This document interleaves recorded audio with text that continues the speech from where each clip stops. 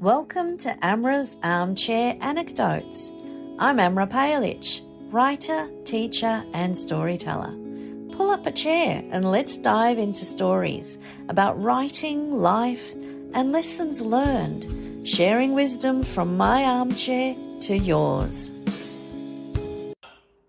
Welcome to Amra's Armchair Anecdotes. In this episode, I am talking about the art of the pitch.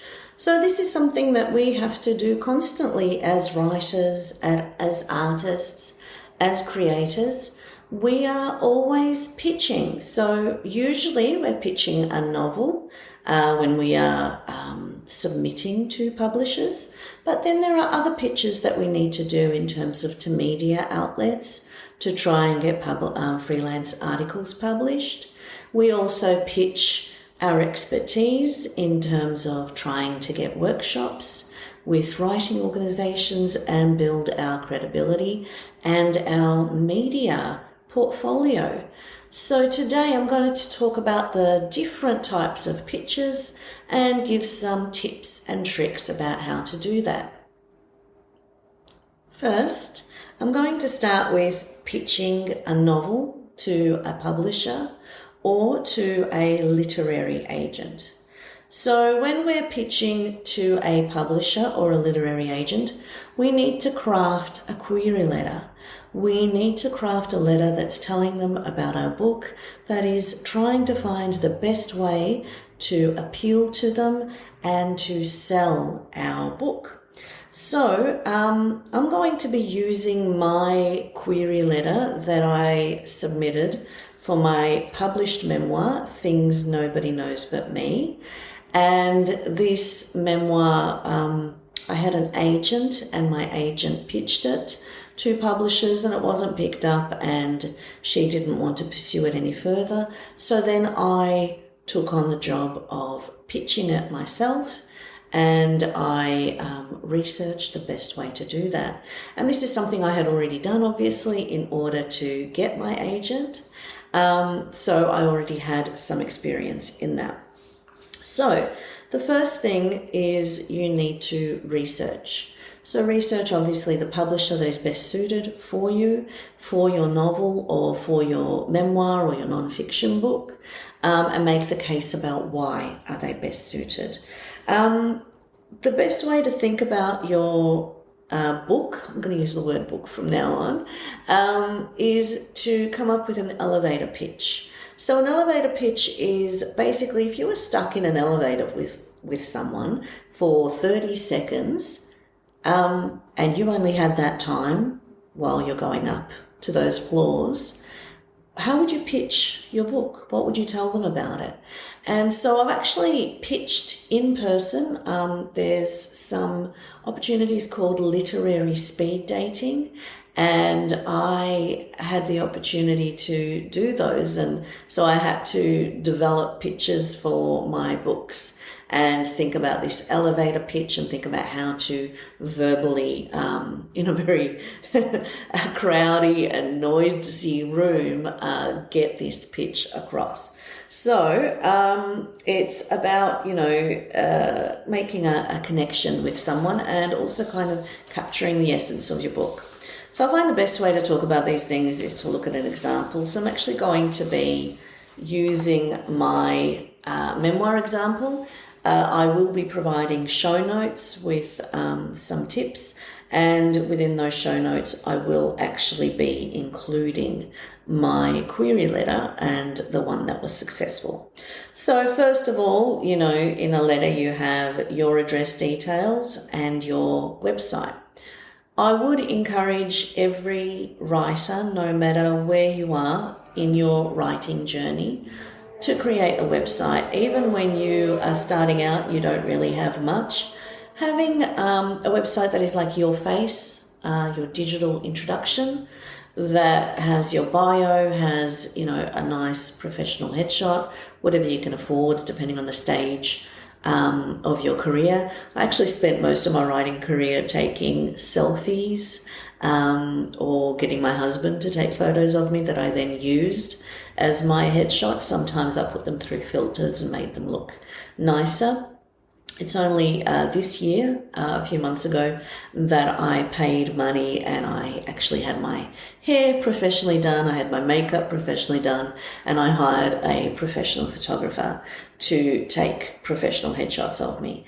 And there is a difference. I have seen that there is a difference. However, depending on where you are at your stage of your writing career, that is not something that you need to invest in and you need to spend money on when you are an emerging writer. I certainly did not. So, I've been in the writing industry for 27 years and I only paid for a professional headshot this year. So, just having a face on your website, and these days when you are pitching also, they sort of want to know that you have a social media presence. There is an expectation that you will be doing promotion and publicity. So, that's something for you to think about, and I'll go into more detail later on. So then I had the date, obviously, the name and address of the editor, and the subject line was submission of my memoir, Things Nobody Knows But Me. So the first few sentences are crucial. This is where you are demonstrating that you have actually done research and you are thoughtfully submitting your book to this publisher. So the way that you do this is you have to actually research what books they have published and why they might be interested in your book. So in my instance, I did not read all of these books because I was pitching to 5 publishers. So yes, I read some of the books, but I did not read every book. But I spent time going through the catalogue, looking at descriptions of the books that they had published, reading media interviews by the publishers and getting a sense of which books were similar to my book and that demonstrated that that is something that they were interested in.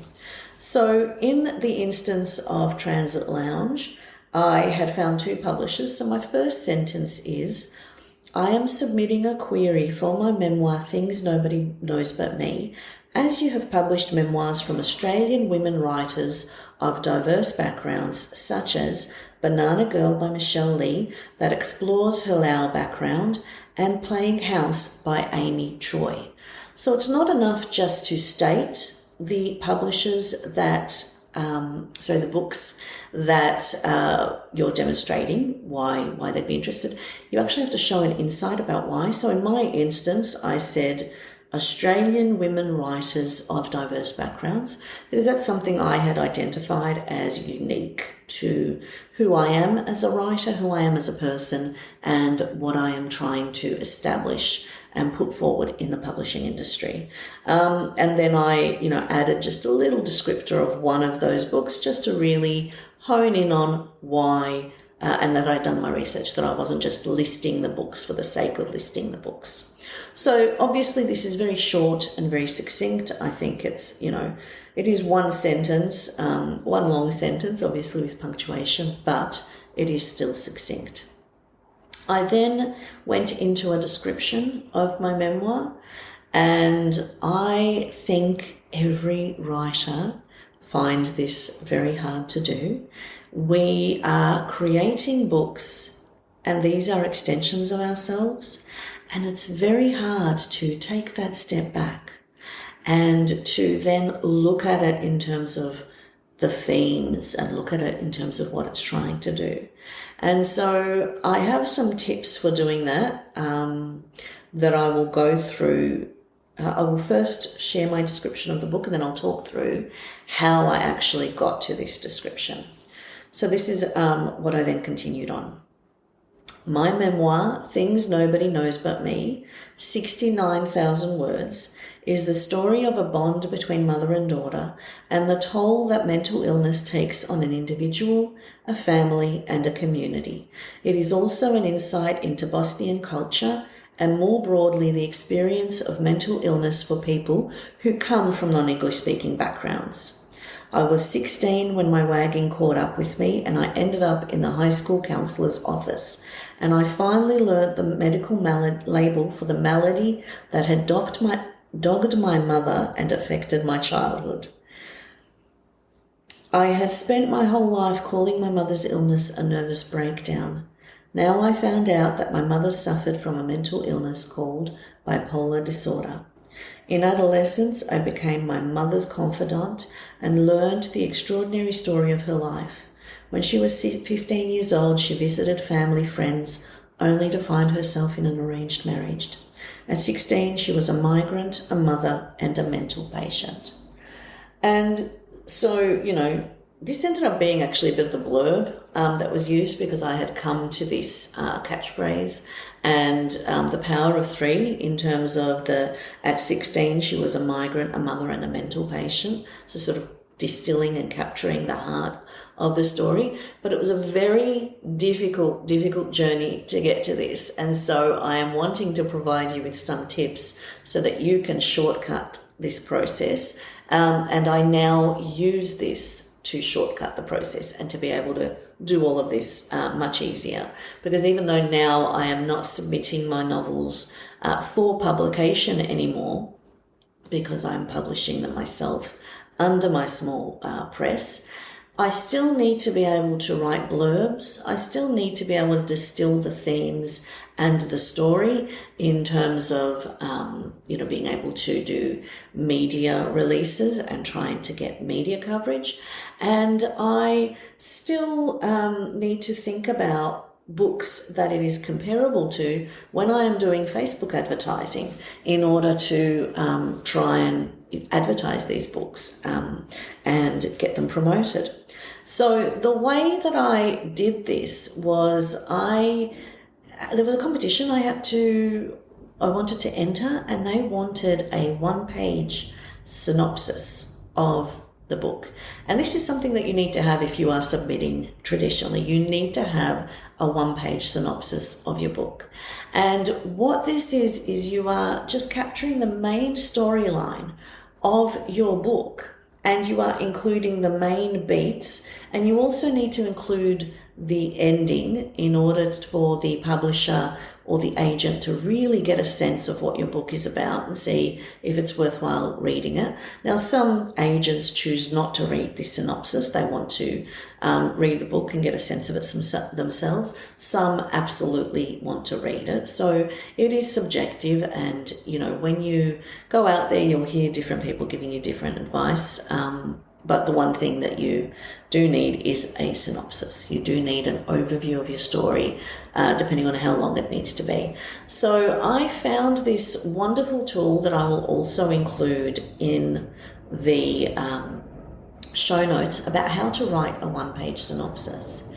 And as I was going through the process of writing this synopsis, I realized that the structure of my memoir didn't actually work, that it was kind of not setting up the context of the book soon enough, because using this 3-act structure really opened up my eyes to, I need to sort of capture those beats and make this interesting, because, memoir is a lot of things and you are trying to contain it into one story. So, my story was about my mother and me and our relationship and her bipolar, and that did help me edit the book after that. My original draft was 90 or 100,000 words, which what I was originally going to try and submit to publishers and agents. And so by doing this 1-page synopsis and using this structure to think about what is the actual story, I was then able to cull all these scenes that I loved, because you love everything you write.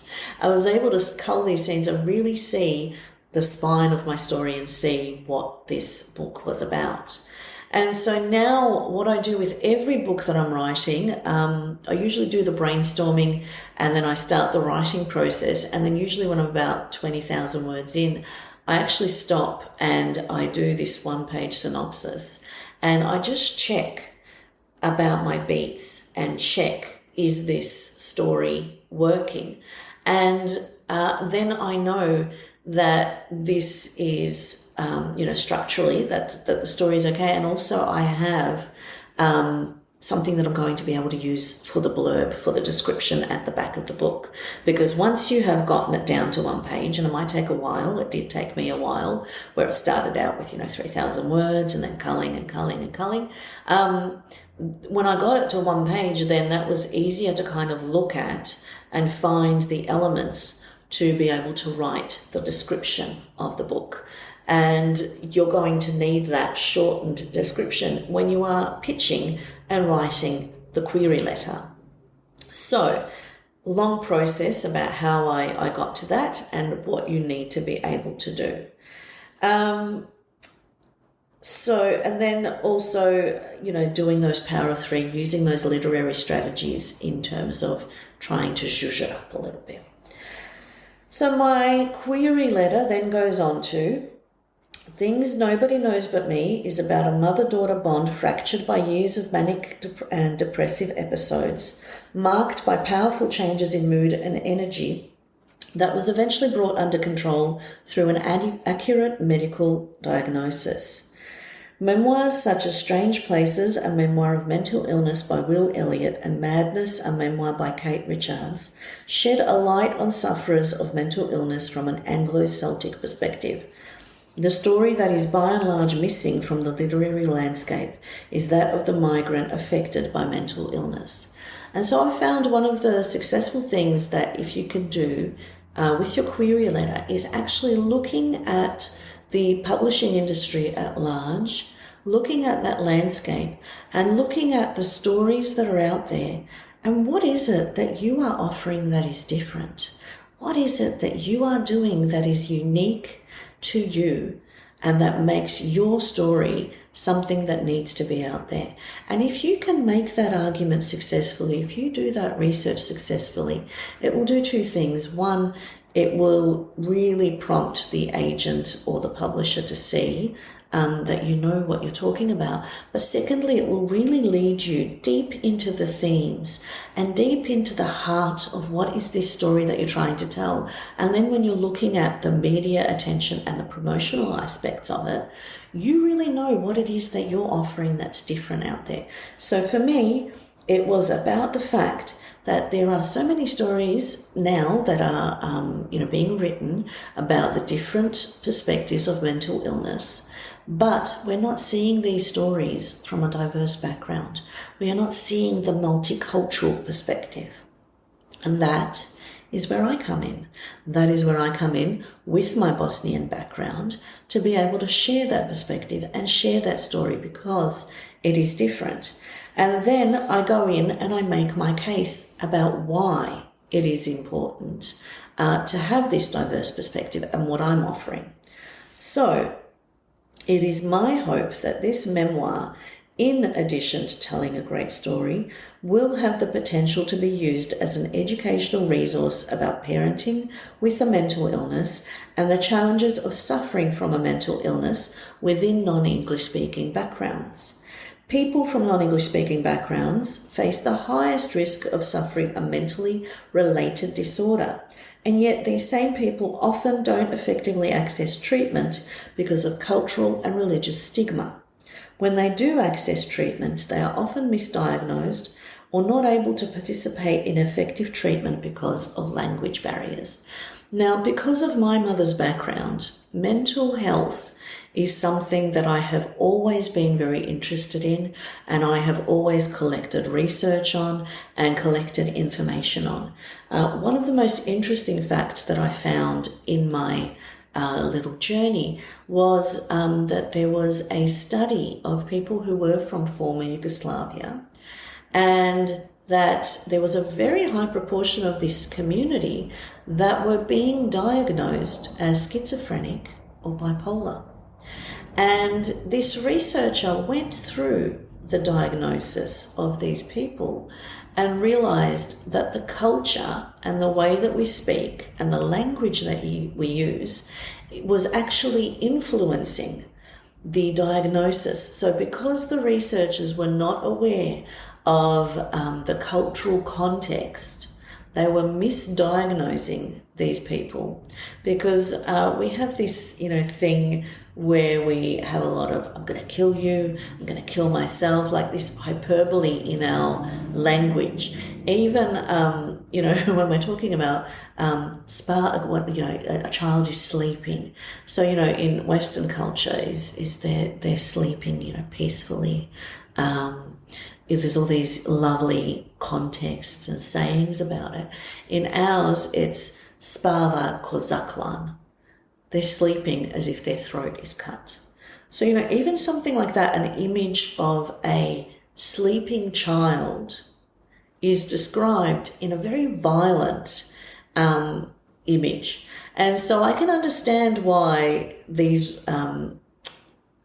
psychiatrists who did not have the cultural context were listening to people who were from former Yugoslavia, so, from Bosnia, from Serbia, from Macedonia, from Croatia. Slovenia was also a republic, and kind of like, oh, these people are mentally ill. So, that cultural context is what I was offering, and that cultural context is something that I had identified that was different, and that was, something that I could share. Then, and also looking at, the publishing industry broadly and doing those comp titles. So mentioning those books that are touching on your theme and that are touching on your book, but that are not offering your perspective also really, shows that. So then the last 3 paragraphs are me spruiking myself, talking myself up and talking my experience up. So my debut novel, The Good Daughter, Text Publishing 2009, won the 2009 Melbourne Prize for Literature's Civic Choice Award and was also shortlisted in the Victorian Premier's Awards for an unpublished manuscript by an emerging writer. I'm also author of a novel for children, I'm Your Friend on Loan, Garrett Publishing, and co-edited the anthology Coming of Age, Growing Up Muslim in Australia, Ellen and Unwin 2014, that was shortlisted for the 2015 Children's Book Council of the Year Awards.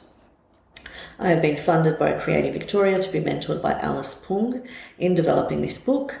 Excerpts have been published in anthologies, School of Hard Knocks in the upcoming anthology Meet Me at the Intersection, Fremantle Press, 2018. Nervous Breakdown was published in Rebellious Daughters Anthology, Ventura Press, 2016. Woman on Fire in Etchings Journal, Elora Press, 2013.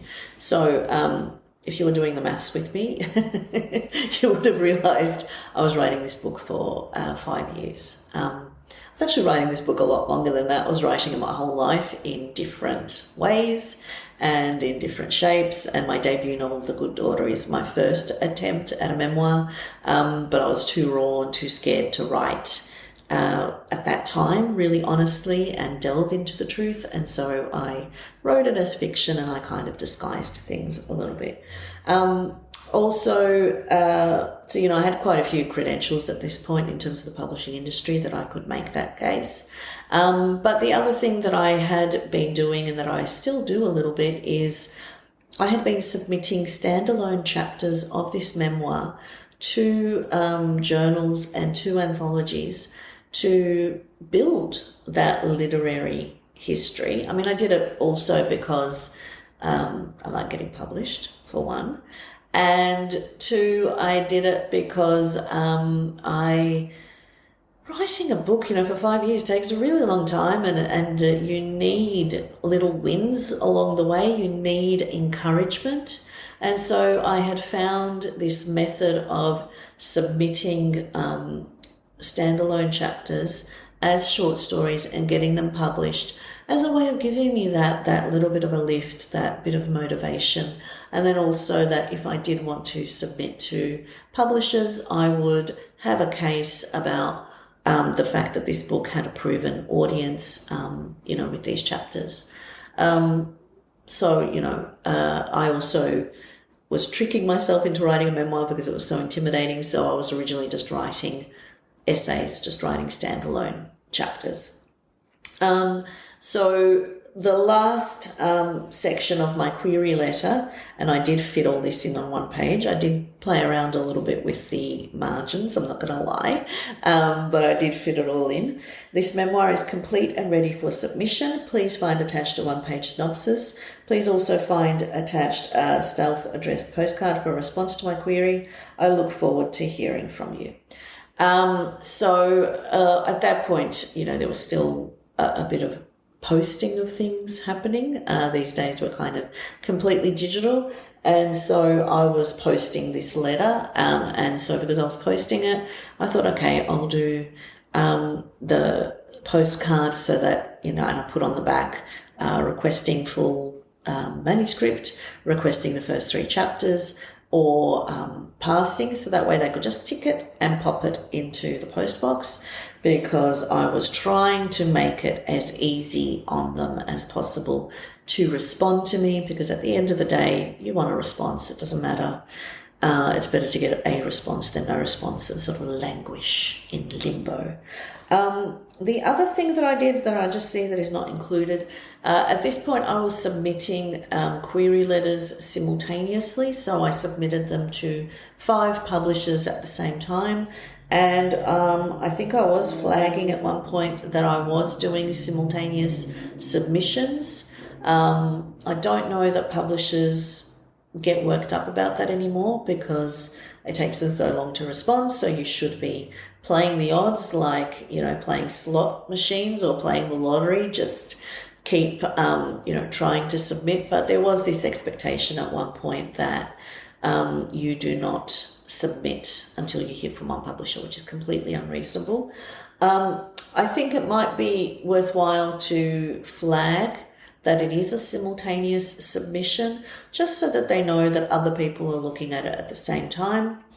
And then when you do get a query request, it is a good idea to update the publishers. So when I ended up getting, I think, 2 or 3 query requests. Requests for partials or full manuscripts. I can't remember. I think most of them were full manuscripts. So I think I got 3 publishers responding and asking for full manuscripts. So at each point I was updating them, and I was just saying, just to let you know, I have also had another request. The really weird thing was, one of the publishers got incredibly offended about the fact that I had submitted elsewhere and I had another request, and that I was updating them. And he got really offended, and he was like, and don't use my name with the other publisher. So I thought he thought I was trying to leverage attention and kind of go, oh, I've got this, which I wasn't. I was actually just trying to be professional and just trying to maintain that communication. And so when I received an offer from a publisher, I immediately notified the other publisher who had the full manuscript request also, and just said, just to let you know, thank you so much for your request. I have actually received an offer and will be withdrawing at this point. So at that point, usually you might want to try and negotiate and try and use, one offer. I wasn't interested in that at this point. This was the book of my heart that I had spent my whole life writing, that I had spent 5 years working on intensively, that my mother had read a draft of and was involved in the writing of. And so I just wanted to honour her life, and I wanted to publish it, and I just wanted to find a publisher that was on the same page with me and that saw the value in the story. And as soon as I got that, I was happy to continue with that publisher. So I will attach the query letter and, what you should do. I think to recap, you need to do research. I would recommend. It might be hard for some people. Some people might actually find this advice hard. And again, take everything I say, just like anything anyone else says, with a grain of salt, because everyone's writing journey is different. Everyone's experience is different, and what works for me may or may not work for you. So, vet it for yourself.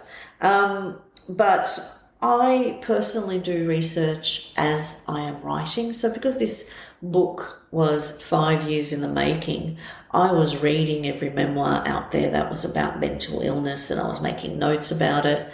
I was looking at the publishers who are publishing these books and making note of that, looking at, and collecting the information and sort of developing a strategy in terms of what I wanted to do to move forward while I was writing. Now, why I was saying that might be difficult for some writers is some writers might get disheartened if they are looking at, books that are published, and when you are in that early emerging stage of your journey, it might be intimidating for you. So, mediate that as you can, in terms of what works for you and what will keep you motivated. Think of that elevator pitch, doing that one-page synopsis and preparing it, helping to sort of check the structure of your book, and also to think about what it is that your book is doing that is different and that is unique. So I will attach all of the information in my show notes. So please have a look at those and see if they are helpful. In this next section, I am going to talk about my freelance writing experience. So I'm going to talk about how I started pitching and establishing my career as a freelance writer. I have actually had quite a few articles published now. Oh my gosh, I did a count at one point. I don't know what the count is, maybe 50? Maybe I'm exaggerating, I don't know. But there was quite a lovely number there. If you're interested in looking at my articles that I published, go to amrapajalić.com. I think it's /articles, or look for the page about articles. And I've got links to all of them, and you can read them online. So that's something that you can do. So it's something that I wanted to do for a long time. I felt like I had information that I wanted to share, not just about books, but about everything. And I struggled with confidence. I struggled with how to do it. And then my first opportunity to write freelance came about. I was on Facebook, and this emerging writer had done a writing workshop in a high school. And they were talking about the fact that they had, delivered this writing workshop that was so wonderful, and how they really had the students so inspired, and then the English teachers were interfering and telling the students what to do and ruining the creative vibe. And this has started an online discussion with other English teachers who were like, hello, I don't think you're quite understanding what teachers do, and the fact that we love students who write, and that's not what they were doing. And especially I was looking at it through the lens of an EAL teacher, so a teacher from an English who teaches English as a second language, although now it's an additional language, because we have a lot of migrants who speak more than a second language. They speak numerous languages, so it's EAL now. And this workshop was being delivered to students who were from a non-English speaking background. And so I read this and I responded to it in a really visceral level, where I was very angry, where I was like, you don't understand, when you are an EAL teacher, there is a trust and a bond that you develop with a student, where you are teaching them how to spell words, how to pronounce words. So just this week, I had a class where I was reading a short story, and in there was the word raucous. And I knew how to spell that word, maybe, and I knew what the word meant, but I actually did not know how to pronounce that word. I realized I have not really used that word. I have not heard that word used. And so I said to the kids, I don't actually know how to pronounce this. And I always have my computer connected, so I did a Google search, how to pronounce raucous, heard raucous, was practicing that, and then was asking the students to practice with me. Okay, let's practice raucous, raucous.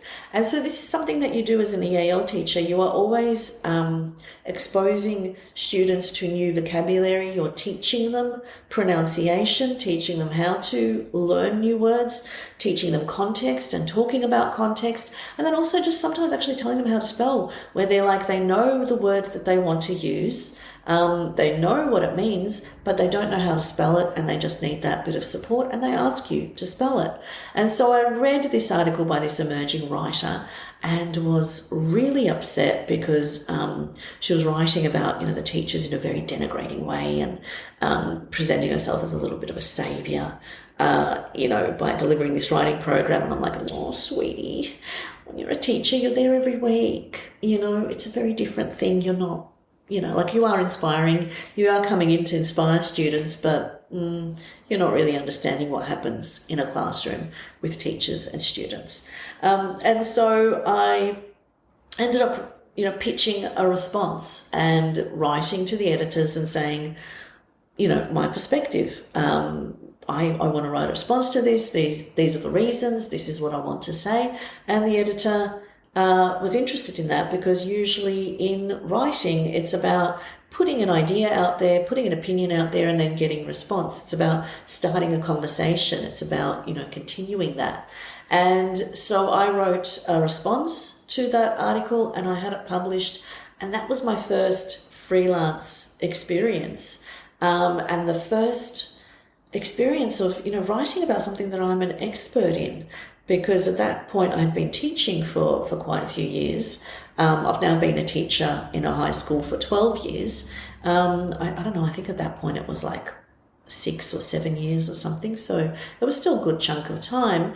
And I was like, oh, now I've got a credit and now I can do this. And sometimes you don't realize, but you actually stand in your way. And I had been standing in my way, where I knew I wanted to pitch. And I knew I sort of had ideas and things to say, but I could never quite get there. I could never quite get over that line.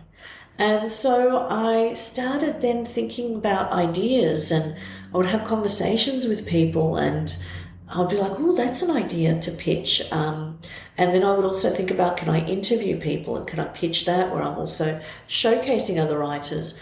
I did a bit of that, but I learned that my strength and what I really like doing is writing from the first person perspective and sort of sharing my lessons and sharing things I've learned, which is what this whole podcast is. This whole podcast is me just sharing my lessons and things I've learned about different things and just starting that conversation. And so that made me think, oh, I can do this. So I would encourage you to think about interests and insights you have to offer.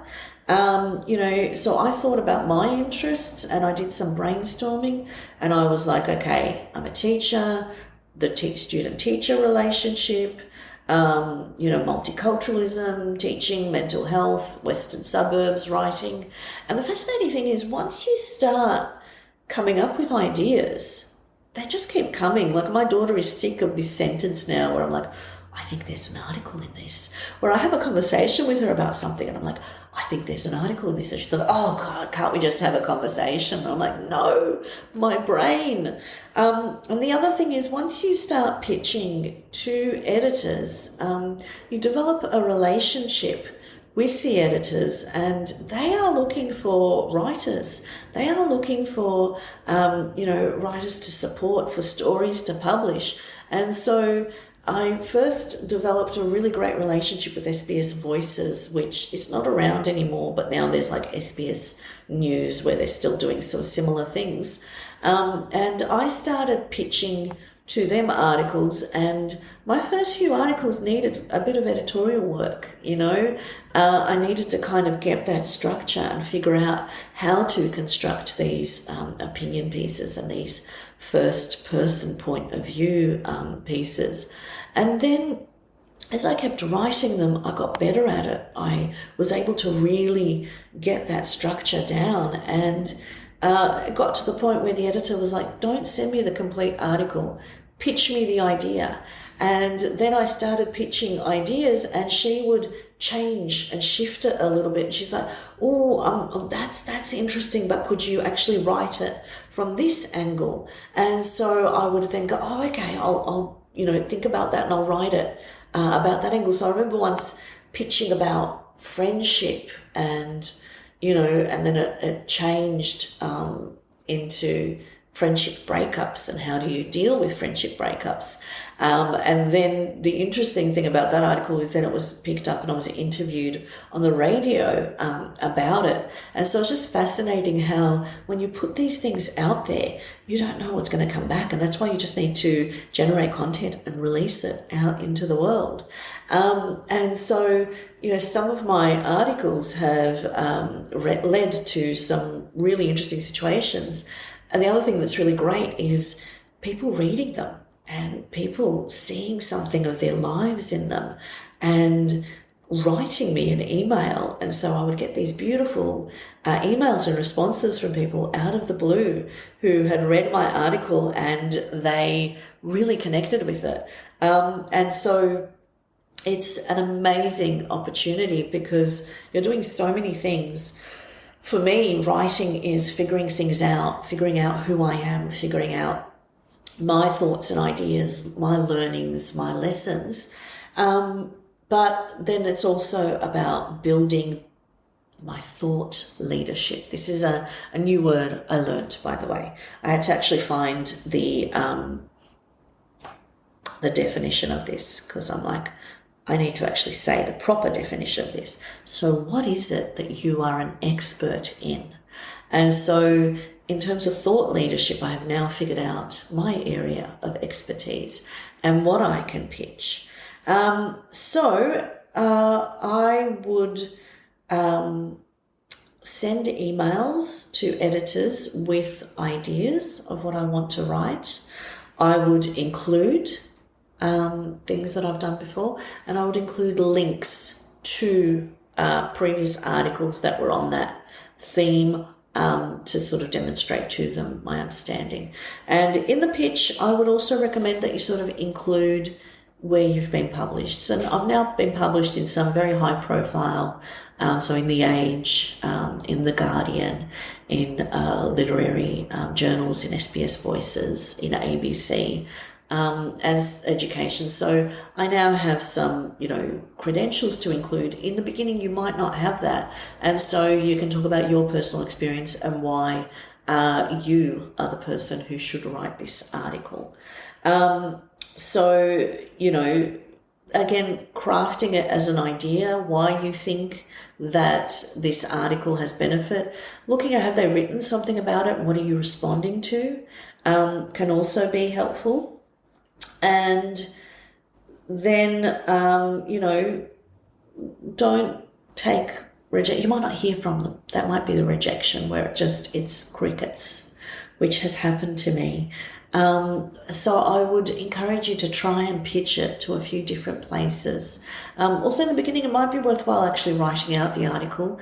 And because usually when you're an unknown, they want to see your writing and they want to actually accept the completed article because they're not sure. And so that is what was happening to me in the beginning. They would not actually accept it. They would say, I'm interested in seeing the complete article. And then they would look at the complete article and then they would ask for edits. And then after I made the edits, they would go, okay. And then I would get the contract and they would, confirm that they were publishing it.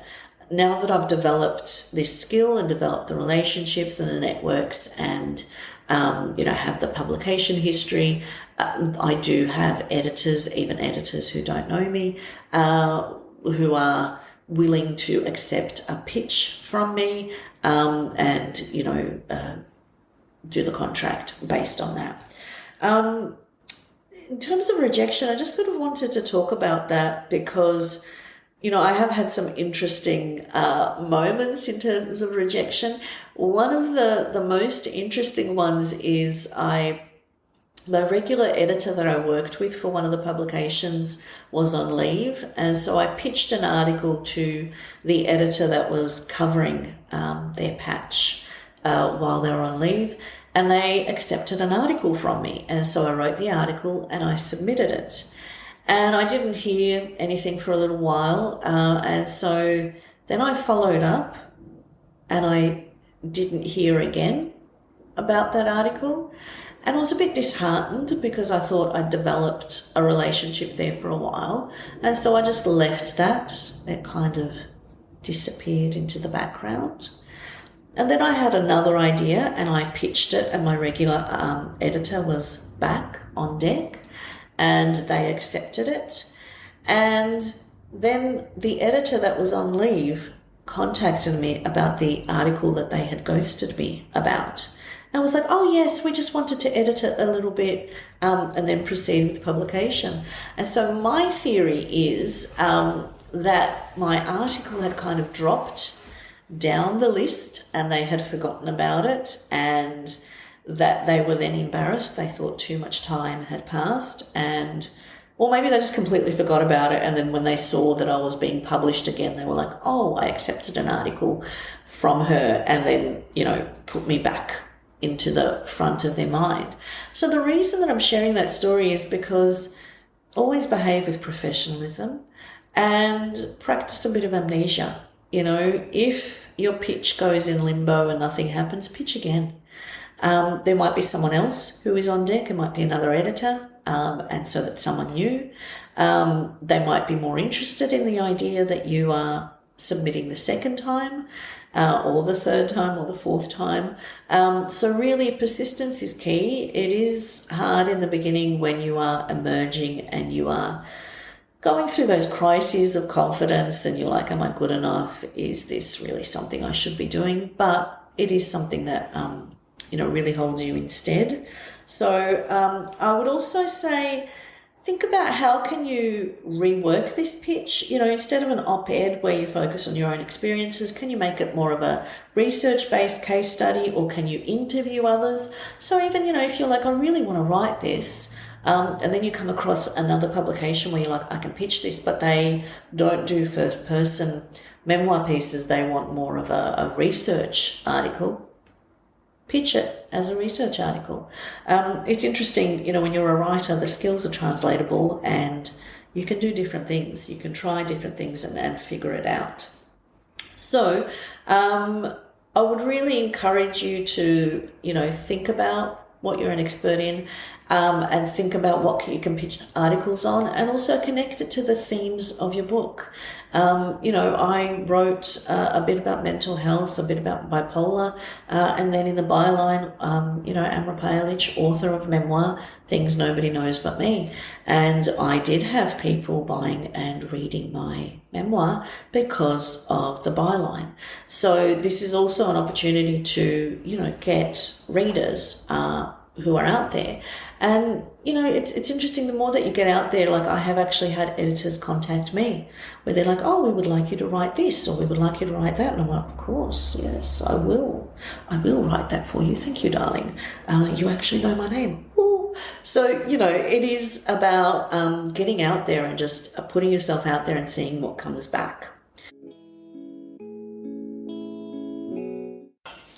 So now I'm going to talk a little bit about why media attention matters and how to pitch to media outlets. Now, this is something that might be more relevant to those of us who are independent authors, who are publishing ourselves and are having to put on these different hats. Usually, if you are published with a traditional publisher, they are the ones that contact media outlets and get you that attention. But sometimes they only give you, a publicity person for a short amount of time, and they are struggling. They've got a lot of other projects, and you kind of might fall through the cracks. So it still might be on you to try and get some media attention and try and get, people talking and writing about your book. So think about the outlets that align with your topic. Even start with just your local newspaper. Usually they're always interested in a local news story, and then you can use that as a building block, as a stepping stone to submitting elsewhere if they publish a story about you. Try and find the right journalist, editor, or producer that covers your subject area. And then, think of that hook. Think about what it is that your book is telling. What is it that's addressing out there? What's the theme? And, hopefully you've already done this work, so this is something that you can do. If you are, one of the things that I do now for any book that I do is I create a media release. And so that media release kind of has that information for me where I'm like, okay, that's there, and I sort of have those points there. Keep it, clear, concise and focused. Don't make it too long. You need to make it, very short, 200 to 300 words. What is it about and why is it relevant to now?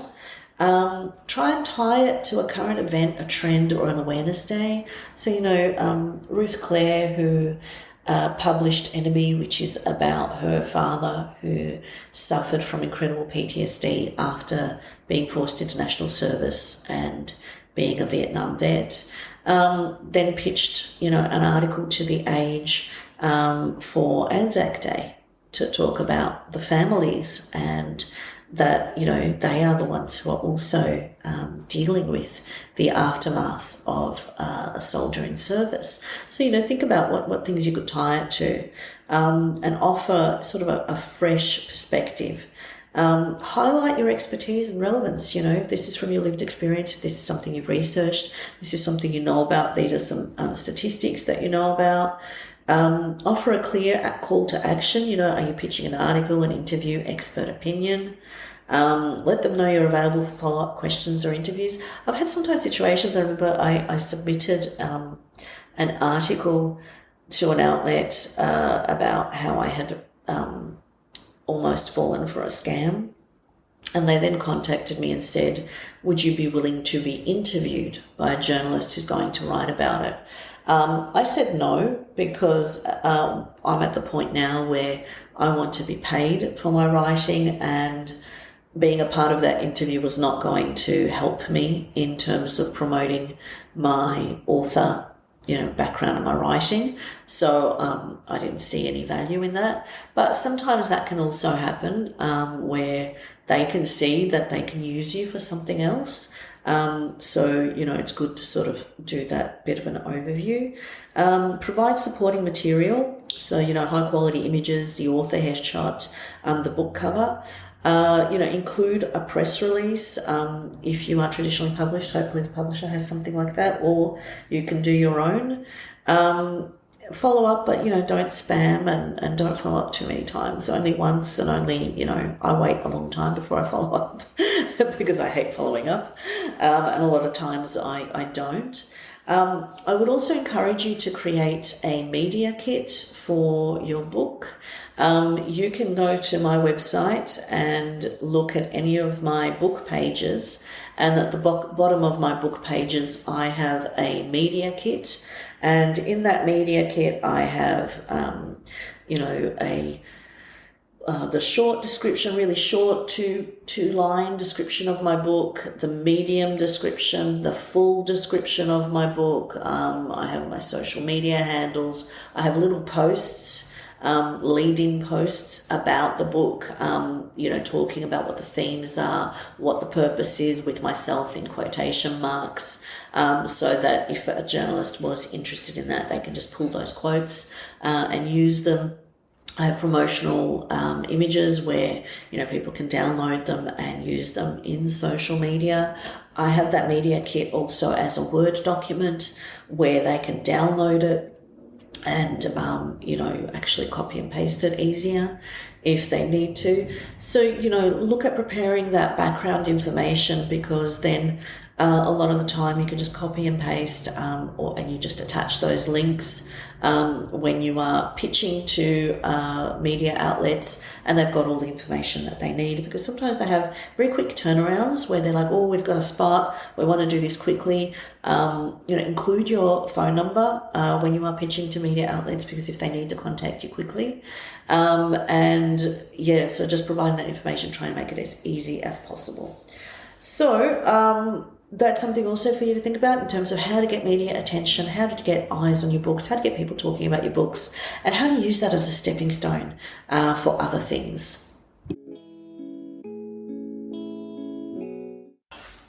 Okay, in this last section, I am going to talk about how to pitch a writing workshop. Because if you are a writer, there are things that you know, things that you can talk about, things that you can teach people. And this is also an opportunity to build a profile, to get readers, to network, to build that credibility. So I would get you to think about what are the things that you can, talk about. So, are you a young adult author? Can you do a young adult workshop and talk about, the unique aspects of young adult fiction? I've done memoir writing workshops and share my perspective in terms of memoir writing. So, thinking about the genre is one way. Thinking about, how's your workshop different from others? What are you offering in terms of adding value? Focus on the practical takeaways and, what's the niche or the problem you're solving. Tailor it to the organization. So you might be pitching this to a writing centre, to festival, to libraries, to schools. Sometimes, you need to think about the level of the participants and also the length. That you could do 1 hour workshops, that you could extend it and add these extra features for 2 hours. Sometimes they get back to you and they're like, oh, can you make this a 2 hour workshop? Can you make this workshop? So providing those options. If you can highlight how it fits into their mission or programming, that also can help. Then doing all those other things in terms of the workshop description, trying to do that compelling hook. Showcase your expertise. If you've done workshops before, I have now learnt the very hard way that when I do a workshop, I ask participants to give me a testimonial to tell me, did they enjoy it? I mean, you usually look for the ones who enjoyed it. And I have those quotes. I have those as testimonials to then promote myself. Also, the organisers who booked me, I ask them to write testimonials. So then I've got evidence of libraries that I've worked with who thought my workshops were good to pitch to other libraries. So focus on the learning outcomes. What are you trying to get the participants to do? And what will they gain? What is it that you're focusing on? Is it that they are, learning how to structure a young adult novel or to understand the voice of a young adult novel? So, thinking about those nuances in terms of the workshop that you're offering. Look at the logistics. I've now bought stuff in terms of being able to connect my overhead. Do you need an overhead? I have handouts that I provide, so I'm also like that. Will photocopy those. Price your workshop competitively. So in Australia, we've got the Australian Society of Authors. They have a list of what you should be charging for the different things that you are doing in the author business. So use that as your guide. Back your pitch up with materials, have the polished one-page work proposal ready, short bio and headshot, provide links. This is where your website is handy also, where you can link and provide that information. I now have a Word document where I collect all of the different workshop pitches that I have. And so now I'm sort of like, and I can do this and I can do that. And sort of I give them the different options for them to think about. You can follow up, but again, not too much, only once. We recommend a fortnight maybe or a month.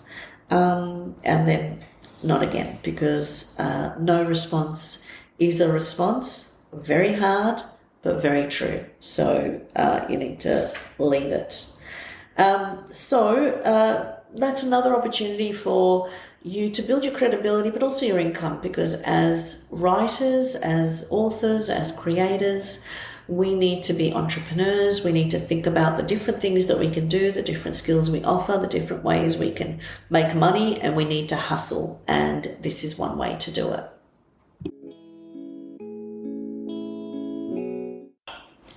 So to wrap up, I would really encourage you to think about the different ways that you might pitch, and think about this, about building relationships. So build relationships with people on social media, look at what they are doing, collect information, and then follow up and engage. Start small.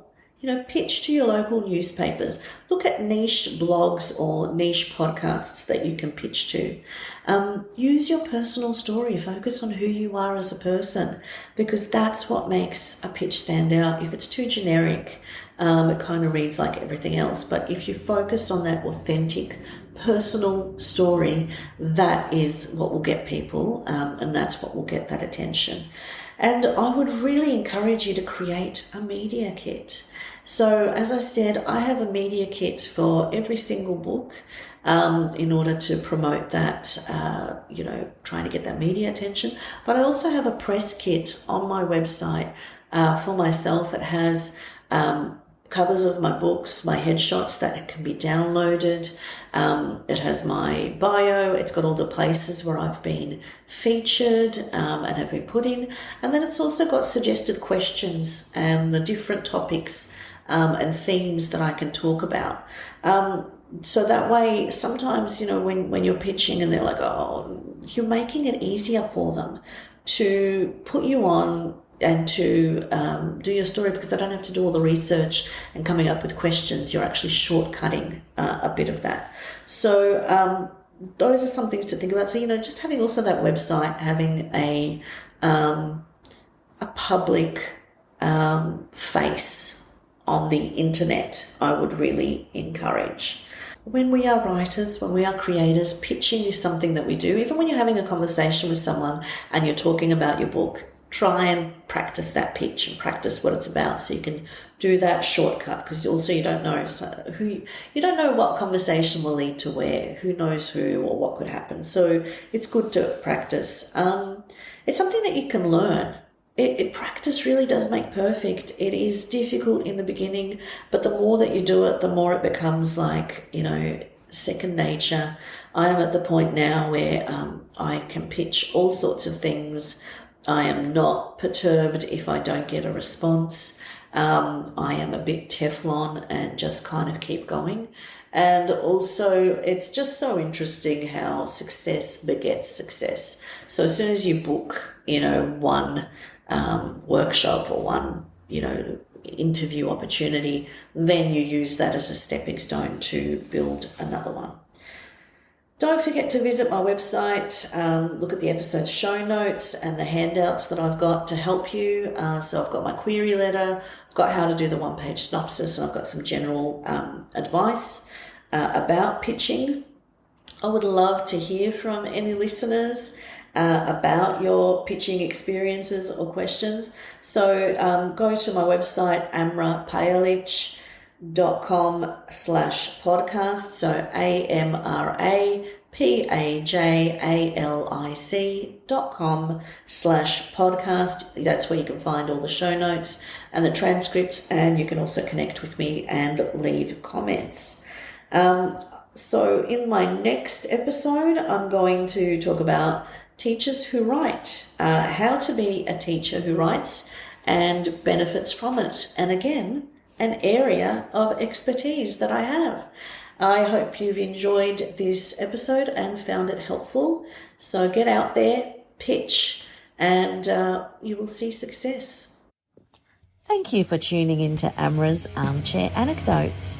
If you enjoyed today's episode, don't forget to subscribe and follow for more insights, stories, and inspiration. From my armchair to yours, remember, every story begins with a single word.